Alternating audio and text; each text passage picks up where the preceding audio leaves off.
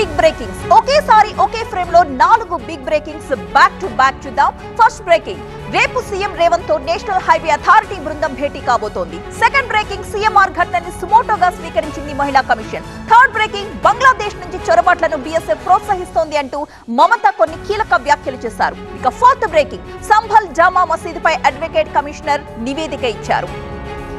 ఈ బ్రేకింగ్స్ అన్నింటినీ డీటెయిల్డ్ గా ఒక్కసారి మనం చూద్దాం. ఫస్ట్ బ్రేకింగ్ తీసుకుంటే, సీఎస్ తో నేషనల్ హైవే అథారిటీ బృందం భేటీ అయింది. దక్షిణ భాగం రీజనల్ రింగ్ రోడ్ కు సంబంధించి చర్చ జరిగింది. అయితే రేపు సీఎం రేవంత్ తో నేషనల్ హైవే బృందం భేటీ కాబోతోంది. ఇక సెకండ్ బ్రేకింగ్ న్యూస్, సీఎంఆర్ ఘటనను సుమోటోగా స్వీకరించిన మహిళా కమిషన్. సీఎంఆర్ కాలేజీని పరిశీలించింది వాళ్ళ మహిళా కమిషన్. విచారణ జరిపి నివేదిక ఇవ్వాలని సైబరాబాద్ కి సిపికి ఆదేశాలు జారీ చేసింది. ఇక బంగ్లాదేశ్ నుంచి చొరబాట్లను బీఎస్ఎఫ్ ప్రోత్సహిస్తోంది. కేంద్రం కుట్రతోనే ఉగ్రవాదుల చొరబాటు అన్నారు మమత. మమత వ్యాఖ్యలపై బీజేపీ నేతలు ఆగ్రహం వ్యక్తం చేశారు. ఇక ఫోర్త్ బ్రేకింగ్, సంభల్ జామా మసీదుకు సంబంధించి అడ్వకేట్ కమిషనర్ ఒక నివేదిక అందించారు.